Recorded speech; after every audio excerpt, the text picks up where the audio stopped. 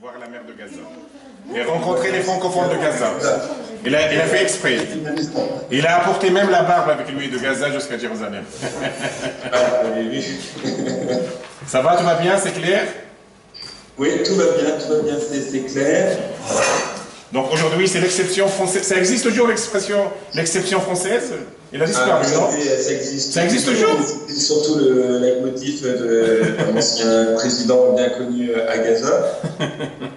Et puis, on essaie de continuer, mais c'est un peu moins à la mode.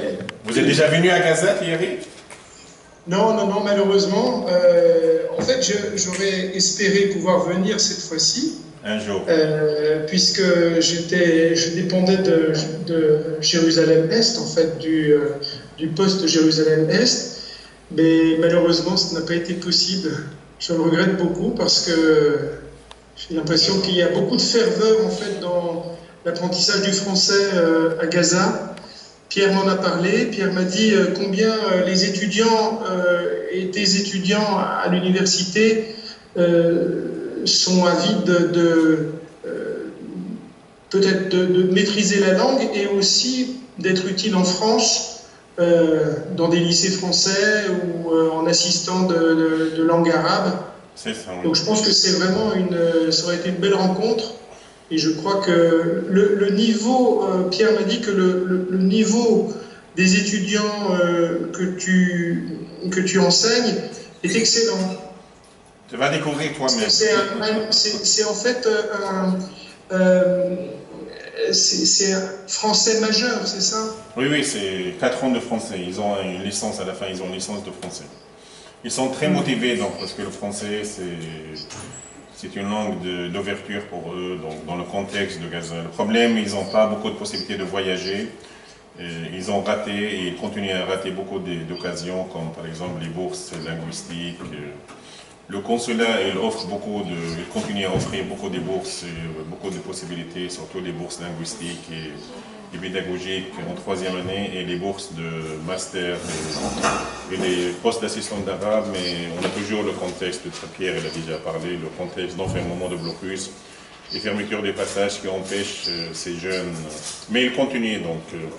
Cette année, il y a 3 étudiantes normalement qui vont postuler pour le poste de stage linguistique avec le consulat. Mais je ne sais pas est-ce qu'ils vont partir ou non, c'est pas toujours évident. Mais bref, donc voilà. Donc on va dire, on va travailler jusqu'à midi, ça va? 45 minutes, ça va? Parfait. Donc vous pouvez faire votre intervention, après il y aura des échanges. Comme vous voulez, c'est à vous de gérer, vous et Pierre, donc nous on est disponibles. Oui, Pierre. Des étudiants de 3e et 4e année qui sont là? Surtout 3e année. 3e année, d'accord. 4e année, ils sont dans les stages, dans les écoles souvent, il y a des terminés. Alors comme c'est un peu la première fois que je fais quelque chose par Skype, c'est très nouveau pour moi et le contact est un peu loin. Est-ce que les gens peuvent se présenter ou pas? Enfin, je ne sais pas combien il y a de personnes, mais... Voilà, venez, approchez comme ça, venez s'approcher comme ça pour être à côté. Nous, on a un département féminin, donc il n'y a pas beaucoup de garçons, heureusement. Ils sont voilés, les filles à Hébron, ou sont comme à Gaza, non? Pardon? Ils sont voilés comme les filles de Gaza, ou non? Totalement, c'est tout à fait la même chose. Pas du tout. On souffre l'horizon. On souffre à Gaza. C'est pour ça Pierre il est tout le temps à Jérusalem. On vous écoute. Allez. Est-ce que je peux leur demander à chacune, puisqu'elles sont 3 ou 4 peut-être? Non, ils sont 7. Ils vont y arriver. On va commencer par la présentation. Les raisons pour lesquelles elles ont souhaité apprendre le français. Voilà, vous vous présentez et vous dites pourquoi vous avez choisi le français. Commencez. Bonjour. Bonjour. Je m'appelle Malak. Ça veut dire l'ange. Ça veut dire? L'ange. L'ange. Oui. C'est super. Je suis étudiante de 3e année. Non, ça va aller. Je suis étudiante troisième année. J'ai choisi le français parce que j'aime beaucoup les langues et j'ai appris déjà l'anglais. Et c'est une langue distinguée et c'est rare aussi à Gaza parce que c'est seulement département de français à Gaza. Pour ça, je l'ai choisi. Vous avez dit un mot très intéressant. Vous avez dit que c'est une langue distinguée. Oui. Distinguée. Qu'est-ce que vous entendez par distinguée? Distinguée parce que l'accent de cette langue est différent. Et aussi, à Gaza, il n'y a pas beaucoup de gens qui parlent le français. D'accord. Ça vous distingue en fait. Oui. Ce que vous avez voulu dire, c'est que apprendre le français vous distingue des autres. Oui. Hein, voilà, c'est ça. D'accord. Merci beaucoup. De rien. Bonjour, je m'appelle Bonjour. Haya. Comment? Je m'appelle Haya. Oui. J'ai 21 ans Oui. et j'apprends le français pour découvrir autre langue, l'anglais et l'arabe. Et comme ça, comme Malak a dit, il est rare de notre pays d'étudier le français parce qu'on étudie toujours l'anglais et l'arabe seulement. Et c'est une chance pour travailler et pour découvrir autre langue. D'accord. Merci beaucoup. Bonjour, monsieur. Bonjour, madame. Enfin, mademoiselle. La maillot n'est pas encore arrivée. Je suis Nadine Koufa, je suis étudiante au département de français. Je suis en troisième année. Je choisis la langue française parce que c'est une très belle langue. Et aussi, la langue étrangère en général est très importante pour la situation palestinienne, pour exprimer la situation à Gaza précisément. Et utiliser cette langue pour montrer tout le monde les crimes des Israéliens et les problèmes des Palestiniens. Oui, comme ça, on peut utiliser les langues étrangères en général. Merci beaucoup. Ah, mais il y a beaucoup de monde en réalité. Hein. Bonjour monsieur. Bonjour. Je suis Koumen Ayoub. Je suis en troisième année. J'ai choisi la langue française parce que, comme Malak a dit, pour être différente, et en plus pour reconnaître la culture française. Ah, c'est parfait. Merci. Merci beaucoup. Derrière, voilà. Ah, là, il y a quelqu'un devant moi.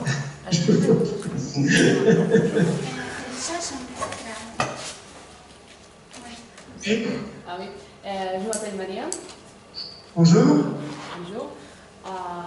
J'ai choisi le français pour apprendre une nouvelle civilisation et une nouvelle culture, pour échanger avec d'autres personnes. D'accord. Merci beaucoup. Et tout le monde s'est exprimé. Bonjour. Bonjour. Bonjour. Je m'appelle Alab Chamsi. J'ai choisi le français parce que j'aime beaucoup apprendre des langues étrangères et j'ai la passion d'apprendre des langues. C'est tout. D'accord. Merci beaucoup. Et une dernière personne. Oui, il y a Et là,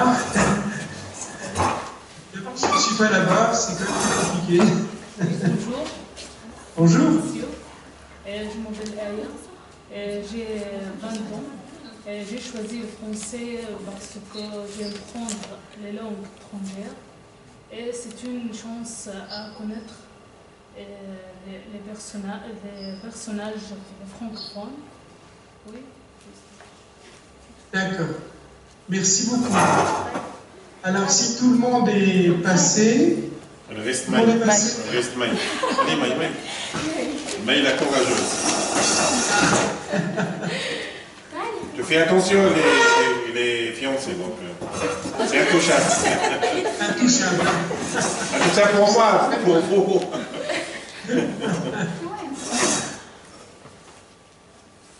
Bonjour, je m'appelle Maï. J'ai choisi le français pour apprendre une nouvelle langue. C'est une passion. C'est tout. D'accord. Merci beaucoup. Ça va? Elle parle bien français? Elle parle très bien français et surtout, ça me donne l'occasion de rebondir sur ce que vous avez dit du français. Il me semble qu'il y a trois éléments qui sont intéressants et qui vont nous permettre de parler du sujet d'aujourd'hui. Vous savez qu'une langue, alors certaines m'ont dit « je veux parler le français parce que ça va être utile pour mon travail, pour éventuellement aller en France » ou bon. Cette dimension-là, c'est la première dimension d'une langue, c'est la dimension de langue qu'on appelle véhiculaire. Vous connaissez le mot véhicule, hein, véhicule c'est automobile, hein, c'est comme un véhicule. Quand vous montez dans une voiture, voilà.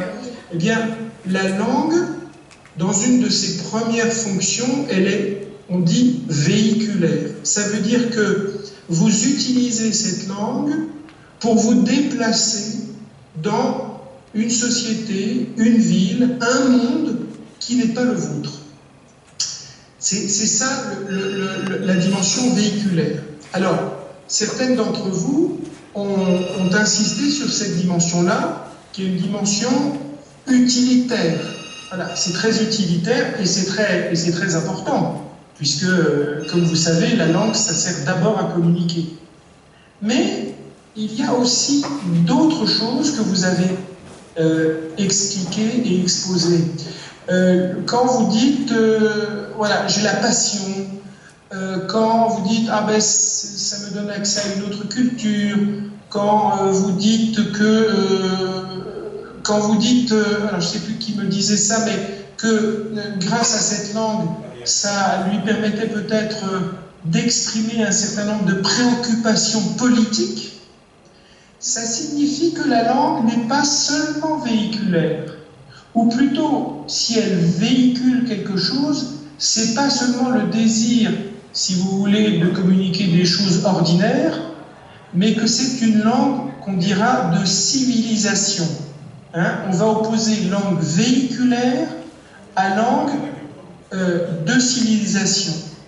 Le mot disons, savant, pour ça, ça serait de dire vernaculaire.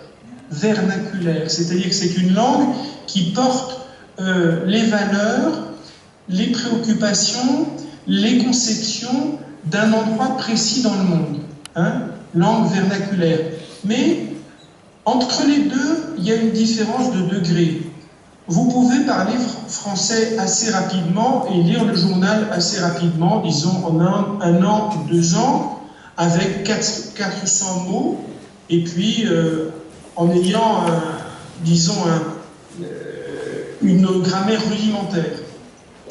Mais c'est une chose que de maîtriser la langue véhiculaire et de maîtriser la langue vernaculaire, la langue de civilisation. Pourquoi ? Parce que la langue de civilisation, elle porte des significations, des valeurs, des concepts qui sont complexes, hein, qui sont parfois d'ailleurs difficilement traduisibles d'une langue à une autre. Hein. Il y a des concepts, par exemple, qui sont décrits par une seule langue et ne sont pas décrits par d'autres langues. Ce qui est intéressant, parce que ça signifie que les langues, elles sont nées de communautés, elles sont nées dans des environnements qui les ont qui les ont conditionnés. Par exemple, moi j'ai fait du mongol. Le mongol, c'est une langue orientale. Vous voyez où est la Mongolie? C'est au-dessus de la Chine, tout au-dessus de la Chine, tout au fond, après la Sibérie. Eh bien, cette langue, pendant très longtemps, a été une langue orale et pas écrite. Ça, c'est une chose importante. Et surtout, c'était une langue qui a été très marquée par la civilisation du cheval. Et donc, il y a beaucoup de mots qui sont beaucoup de mots de la vie courante qui sont liés à la présence du cheval. Donc, vous voyez, c'est très particulier. Et pour nous, Français, notre langue de civilisation, on l'a fixée, en quelque sorte, et c'est en réalité, lorsque vous évoquez la puissance politique de la langue, on a fixé cette langue, on a fixé sa fonction au XVIIIe siècle, au moment de la Révolution française, c'est-à-dire, vous connaissez la date, 1789. En 1789, l'ancien régime, qui était un régime aristocratique, a été renversé et on a installé une première république très peu de temps en réalité, puisque ensuite on a eu l'épisode impérial, mais cette révolution qui a renversé les gens qui avaient les privilèges, etc., a donné naissance à une société démocratique. On est passé d'une société aristocratique à une société démocratique, et on a considéré que les penseurs qui avaient permis, si vous voulez, dans les esprits, dans la tête, de conceptualiser la révolution, de conceptualiser ses buts, comme Jean-Jacques Rousseau, comme tous les philosophes du siècle des Lumières, eh bien, ce sont des gens qui avaient donné à la langue une forme d'universalité. Universalité, ça vous dit quelque chose, le mot universalité? Dans universalité, il y a univers. Univers, c'est le monde entier. Alors, c'est peut-être un peu présomptueux ou orgueilleux, c'est le synonyme de présomptueux, orgueilleux pour des Français, que de dire finalement notre langue, elle porte avec elle des idéaux qui sont des idéaux universels. Pourquoi? Parce que la Révolution française s'est faite sur l'idée qu'il y avait l'égalité entre tous les hommes. L'égalité entre tous les hommes, quelle que soit leur naissance, quelle que soit leur religion, quelles que soient leurs conditions. Cette idée-là, en fait, a marqué notre culture et notre civilisation, et elle a été à l'origine, si vous voulez, de l'exportation, entre guillemets, d'un modèle français ou d'un modèle révolutionnaire. C'est la raison pour laquelle, mademoiselle, tout à l'heure, vous disiez « Ah oui, ça m'intéresse parce que c'est une langue qui peut-être peut permettre d'exprimer un certain nombre de choses, de dénoncer un certain nombre de choses, puisque c'est vrai que cette langue, elle a, en tout cas, c'est ce qu'ont dit les philosophes, un caractère émancipateur, libérateur. Ça a été par exemple, il y a beaucoup d'écrivains, par exemple algériens, qui ont considéré que leur langue française était une langue qui leur permettait, dans certaines situations, passant de l'arabe au français, de passer d'une langue, disons, très locale à une langue qui leur permettait de porter un certain nombre d'idées qu'ils ne pouvaient pas porter en arabe. Soit qu'il y eut de la censure, soit qu'il y avait des questions, des problèmes. Et donc la langue française était, alors quelque chose, Assia Djebar. Non, Assia Djebar. Assia Djebar est morte il y a 2 ans maintenant, 2-3 ans, mais c'était une femme écrivain algérienne de très grande qualité et qui s'est servi beaucoup du français parce que, à travers le français, elle pouvait poser et parler de la condition des femmes, de la condition de la femme arabe dans la société algérienne ou dans la société arabe en général. Et je crois que c'est ce que vous dites de la capacité ou de la qualité de politique en fait de la langue. Ça vient en effet de cette histoire-là. Et j'imagine que vous n'auriez pas dit « Oh, je vais apprendre le vietnamien parce que avec le vietnamien, je vais pouvoir, avoir un propos politique sur mon pays. » Parce que le vietnamien, il n'a évidemment pas la même histoire. Toutes les langues, la vôtre aussi, l'arabe et l'arabe palestinien en particulier, l'arabe du Mashrek, par opposition à l'arabe du Maghreb, l'arabe du Mashrek, lui aussi a une histoire, lui aussi a un lexique, lui aussi a une spécificité, une singularité, une originalité. Et peut-être que c'est la question que je vais vous poser, justement à vous,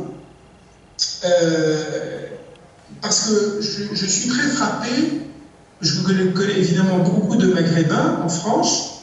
J'aime beaucoup le Maghreb, je suis allé beaucoup au Maroc, en Tunisie, je suis allé en Égypte également, je suis allé en Syrie, en Jordanie, en Irak, en Turquie, mais il me semble que les gens du Maghreb et les gens du Mashrek ne parlent pas la même langue. Ils parlent tous arabe, mais ils peuvent ne pas se comprendre. Et je voudrais savoir pourquoi. Et la deuxième chose, je voudrais savoir quelle est, au fond, la spécificité, la singularité, l'originalité de l'arabe palestinien. Peut-être que c'est une trop vaste question, mais voilà, je vous la pose.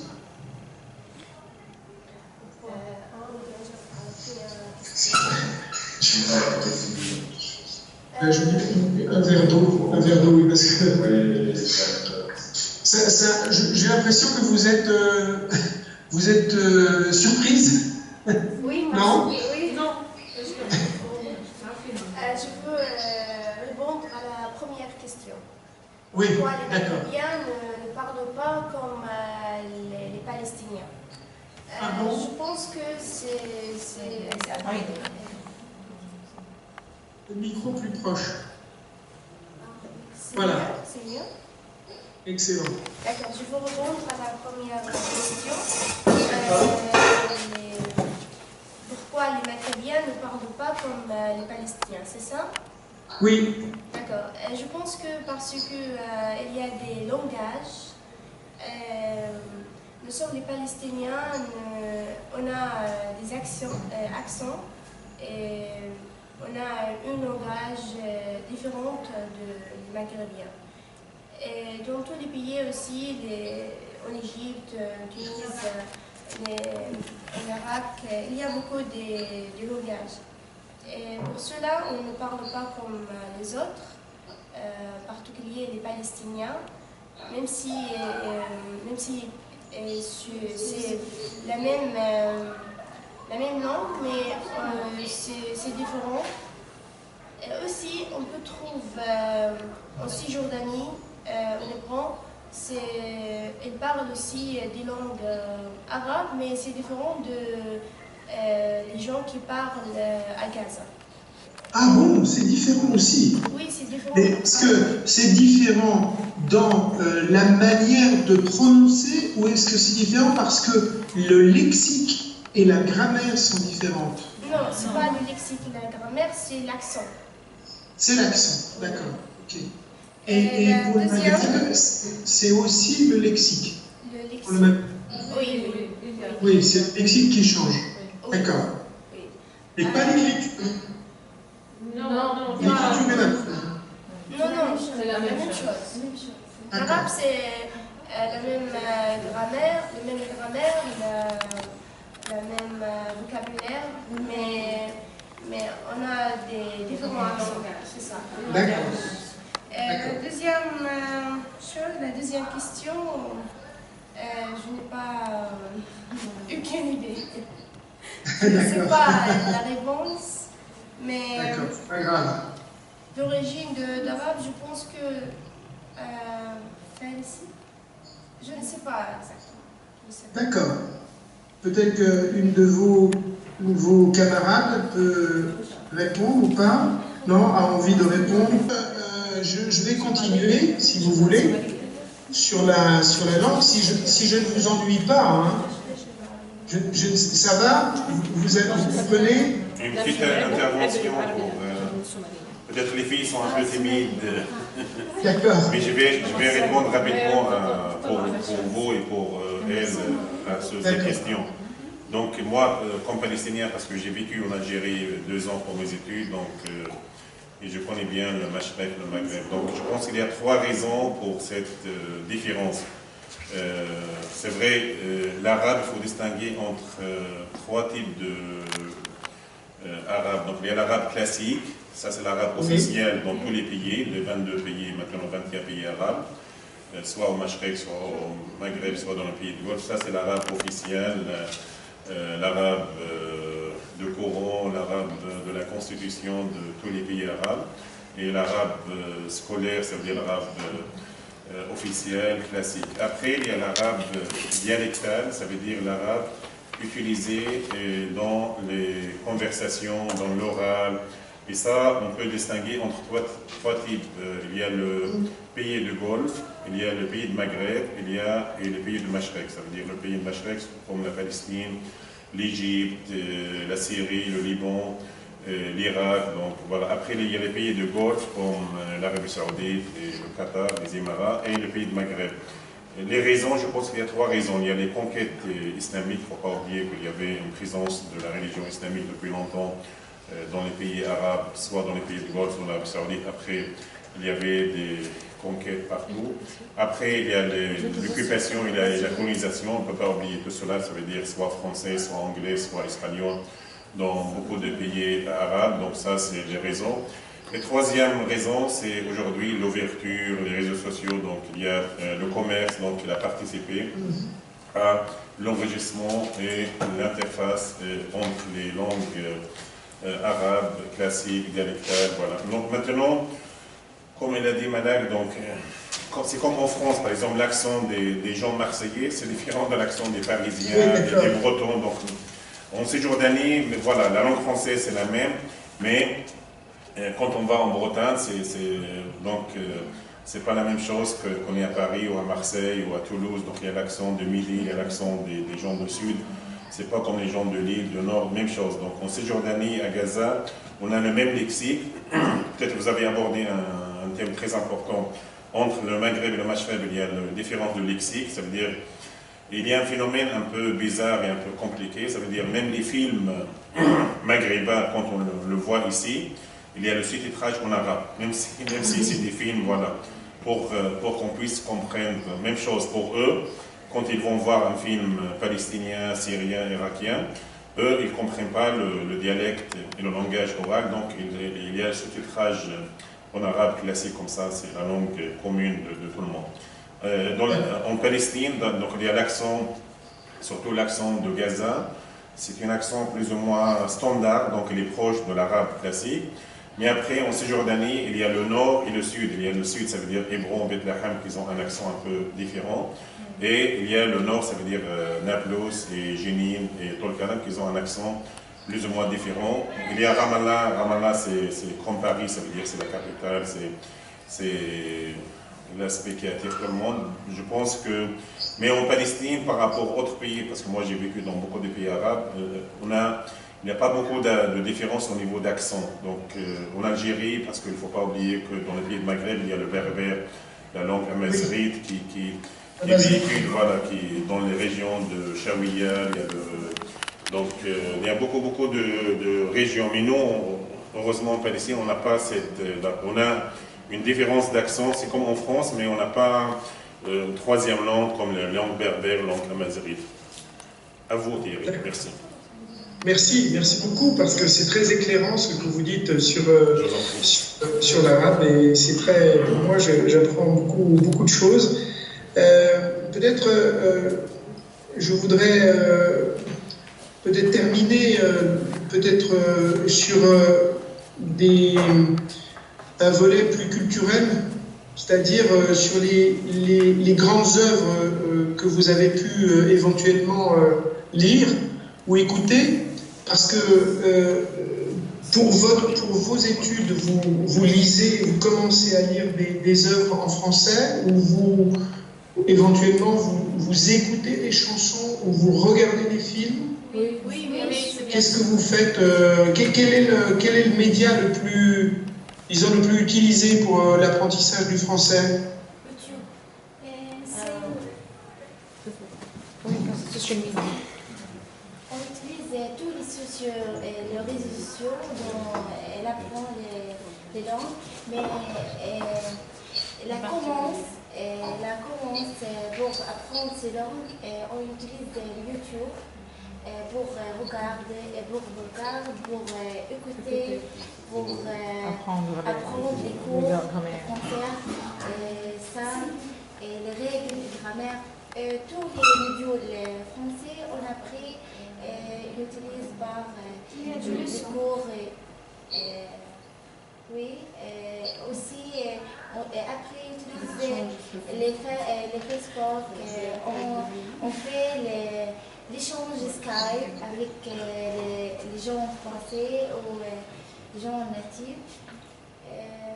Oui, c'est tout. Donc vous avez beaucoup de contacts avec des Français, oui? Oui, mais regardez qu'on est en première année, on écoute des chansons et plus en plus on a commencé à voir des films et aujourd'hui on lit des romans et faire les fiches et analyser les romans et résumer les romans. Donc lire avec comprendre. Seulement pour ça. Pour cela, on a amélioré beaucoup de champs lexiques et on a appris beaucoup de mots par le livre. Quel est le dernier livre en français ou quel est le livre que vous avez préféré, le livre français que vous avez préféré récemment? La Gauloire de mon père. De Tactoc. Oui, c'est vrai, c'est un très joli livre. Il est intéressant. Les Misérables. Ah, Les Misérables. Vous avez lu Les Misérables? Oui. Pas le bon livre. Ah, c'est gros. C'est bien. Non. On a un parti de Misérables. Une partie. Un petit roman. Et quelle est la scène qui vous a ému? La plus jolie scène du début. Vous vous souvenez d'une grande scène au début? Quand Jean Valjean... condamné au bagne. Après, quand Mirel... Là, ici. Mettez votre micro plus proche. Voilà. Voilà. Ah oui, quand Jean Valjean a été condamné au bagne, après, elle a essayé de s'échapper. Voilà. Alors, il reste au bagne 19 ans, je pense. Oui. Ouais. Oui. Après, Jusqu'à le 29. Après, Monsieur Mirel, je pense. Oui, Monseigneur Mirel. Monseigneur Mirel, il l'accueille. Mais malgré le mal qu'il a fait, le monstre, non, malgré que Mirel l'accueille, elle a volé des couvres en argent et des chandelles. Des chandeliers? Oui. Vous êtes beau, hein, c'est bien. Après, elle a rencontré Fantine. Elle est partie en août. J'ai oublié.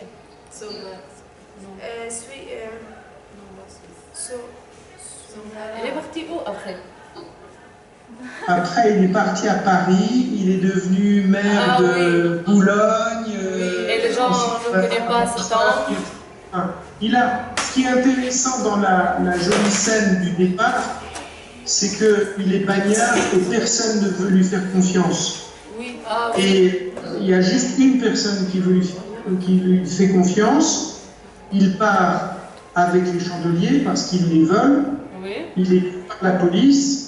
Et quand la police revient chez Monseigneur Myriel, Monseigneur Myriel dit « Mais non, je lui ai donné. » Oui, c'est un cadeau.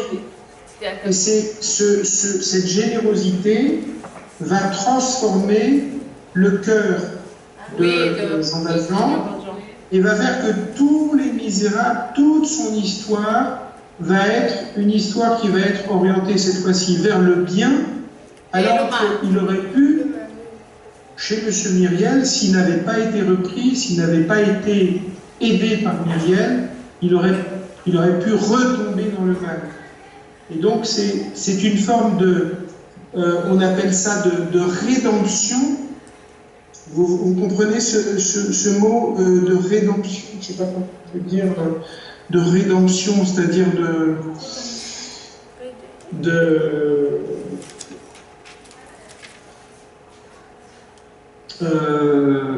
c'est moi qui sèche. En tout cas, cette générosité va le transformer pour le reste du livre et il va devenir une sorte de saint, et même davantage, si on lit précisément le livre, c'est assez curieux, mais en fait, il devient une sorte de saint il a une sorte de passion christique. C'est-à-dire, c'est comme un Christ, si vous voulez. Il va être soupçonné, il va être battu, etc. Il va traverser des épreuves pour finalement sauver, en quelque sorte, se sauver d'abord. Voilà. C'est une très jolie histoire parce que ça dit beaucoup de choses sur la générosité humaine. Sur l'expérience humaine de la faute et du pardon, en fait. Parce que c'est ça. Et c'est une question qui est de tous les temps, aujourd'hui. C'était auparavant, mais ça reste encore très actuel d'une certaine manière. Et le génie de Hugo, c'est de pouvoir transformer, parce que Hugo était un homme politique, vous le saviez, ça, c'était un homme politique très important en France.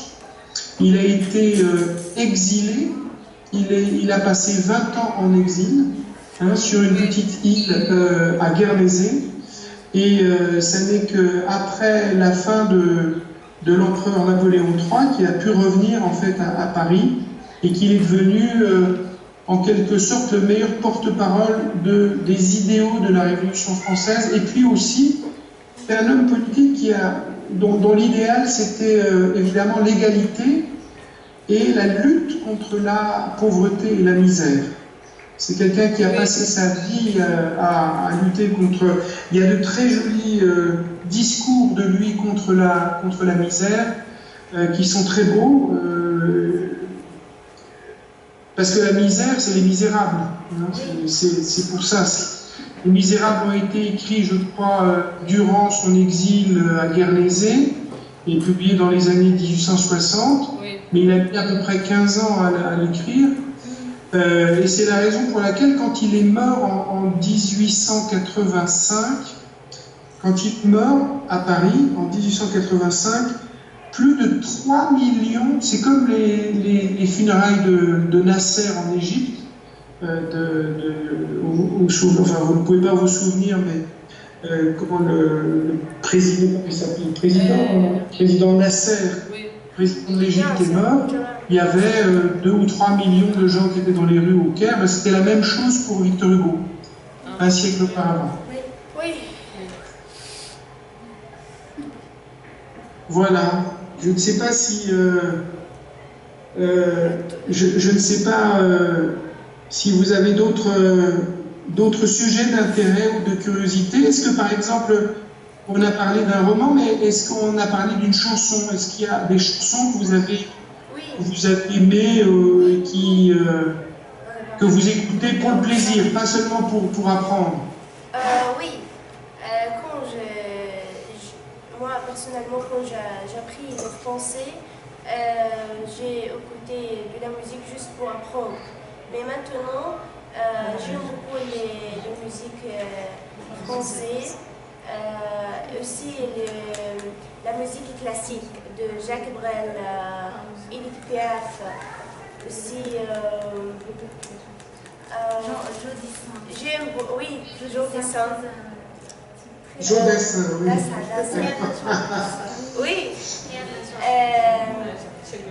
Maintenant, toujours j'écoute de la musique, en particulier Edith Piaf. Je connais des chansons pour elle. Par exemple, Je ne regrette rien.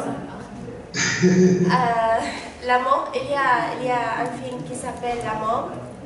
L'amour, oui, vous l'avez vu? Oui, La vie en rose.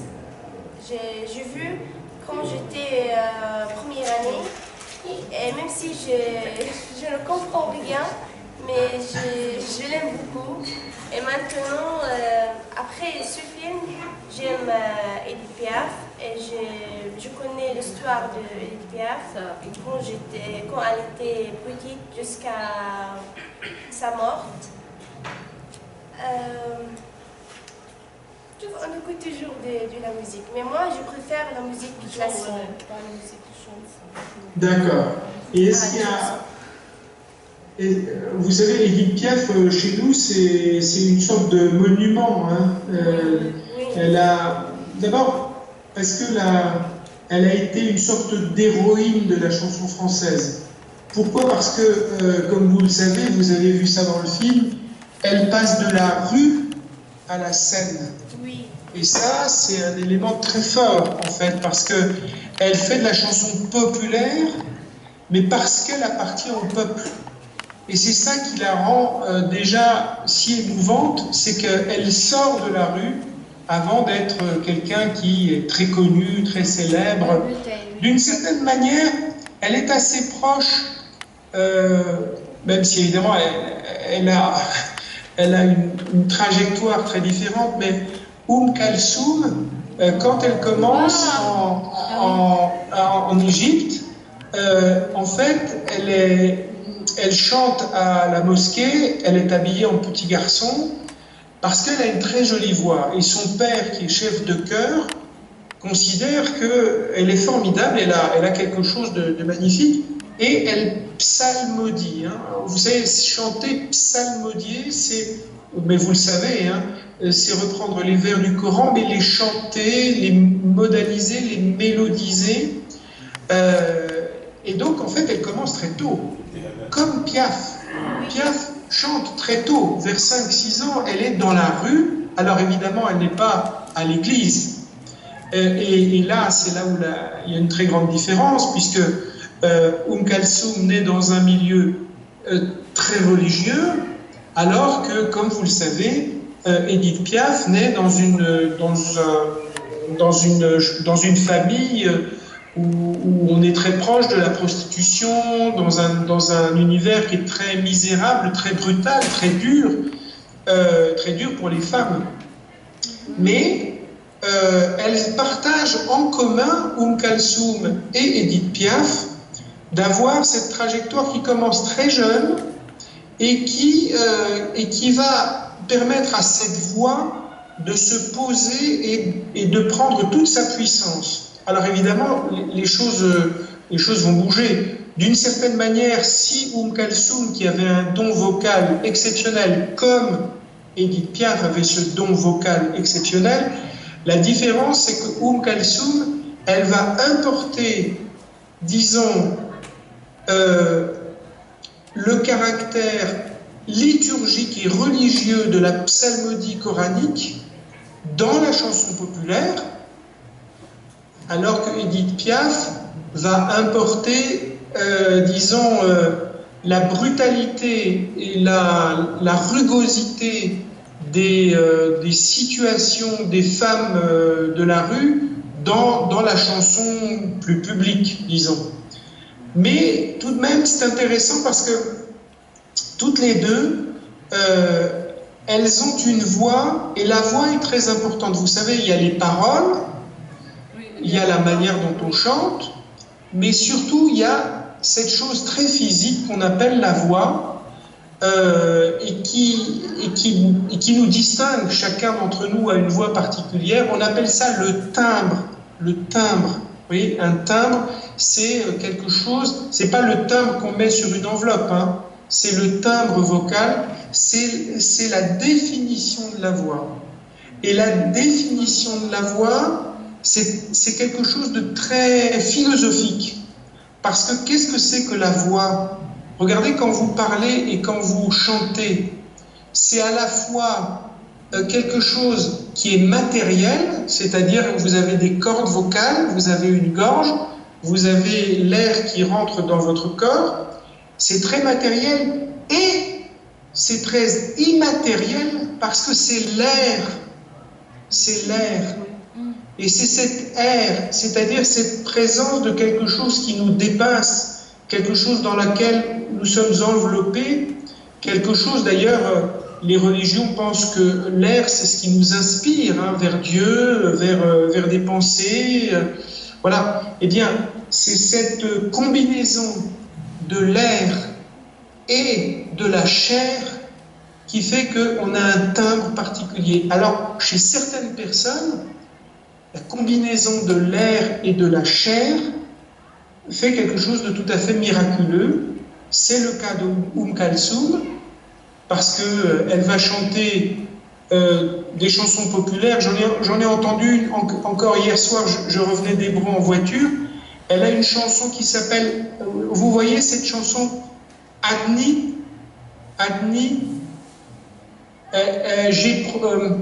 tu m'as promis des années, etc. Tu m'as fait des promesses. Vous voyez cette chanson-là? C'est une chanson qui dure 20 minutes, qui est très jolie. Bon, eh bien, elle a importé le caractère religieux de l'amour vers le Dieu dans, disons, l'amour humain. Disons, c'est sa caractéristique. Et puis, Edith Piaf, elle a, disons, on va dire, je vais employer un mot un peu compliqué, mais elle a transcendé, par exemple, je ne regrette rien, elle a transcendé la passion d'une femme pour un homme dans le je ne regrette rien. C'est-à-dire, quoi qu'il se soit passé, finalement, l'amour était si beau que je ne regrette rien. C'est ça que ça veut dire, transcender, c'est-à-dire dépasser toutes les difficultés, dépasser toutes les douleurs, dépasser toutes les peines pour conserver finalement le souvenir de l'amour. Oui. Est-ce que vous avez d'autres... Non, vous n'êtes pas d'accord. Non, on est d'accord. Est-ce que vous comprenez ce que je vous ai dit ou pas? Oui. Je parle pas trop vite? Bon.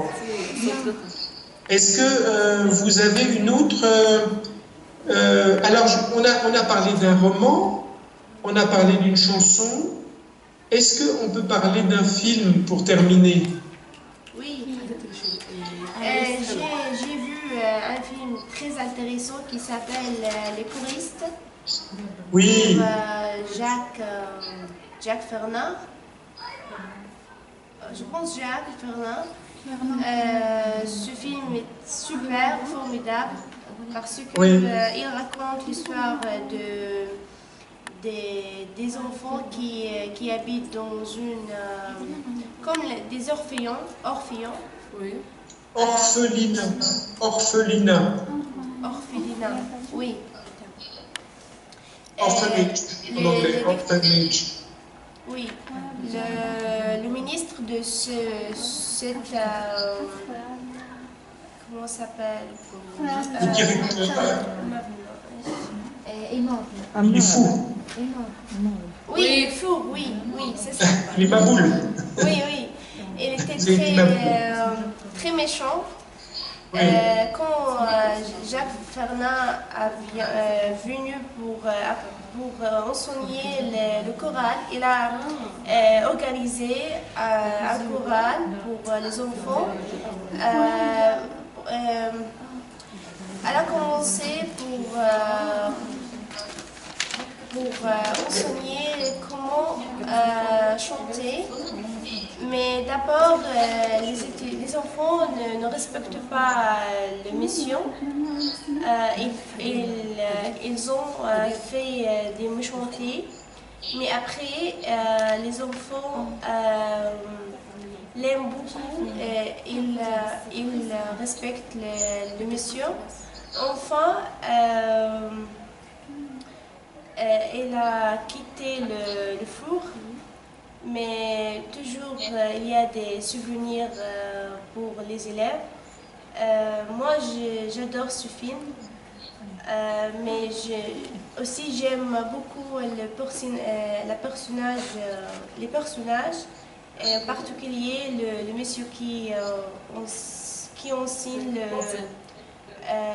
les étudiants. Et est-ce que, merci beaucoup, c'est très juste, vous dites, c'est un très joli film, c'est un film un petit peu mélancolique, puisque en fait, il parle pour nous, Français, d'une période très particulière. Je crois que c'est la période de l'occupation, quand la France était occupée par les Allemands, et que il y a cet internat, on appelle ça un internat, où les enfants sont envoyés, donc il y a cette histoire de ce professeur de chant qui va créer une chorale. C'est vrai que c'est un film qui a eu beaucoup de succès en France. Je crois que ça a passé les 2 ou 3 millions de spectateurs. Ça a beaucoup plu et c'est une histoire très, très émouvante. Mais je voudrais terminer justement là-dessus sur l'idée de chant et l'idée de chorale. Parce que dans l'histoire, comme vous le rappelez, au départ, les élèves sont très hostiles. Ils sont très hostiles, ils sont très ennemis du professeur. Ils ne s'entendent pas, ils lui font des méchancetés, comme vous dites. Bon. Et progressivement, par le chant, le professeur et les élèves vont commencer à s'accorder. Vous savez, quand on fait une chorale, il faut accorder les voix. Il y a un accord, il y a une harmonie. Mais pour arriver et atteindre à l'harmonie, ben c'est difficile. C'est un peu une image de la vie. Quand on n'est pas d'accord avec quelqu'un, il faut trouver un accord, une harmonie. C'est un peu musical, mais c'est assez vrai. Et une fois qu'on est en accord, on peut chanter ensemble. Et ce chant, c'est en quelque sorte le moment où on est heureux ensemble et où on n'a plus besoin finalement d'argumenter ou de discuter. On a trouvé le point d'accord. Et il y a un mythe, en fait, qui a été... il y a un très joli livre de Jean-Jacques Rousseau. Vous connaissez ce philosophe Jean-Jacques Rousseau? Voltaire aussi. Voltaire, voilà.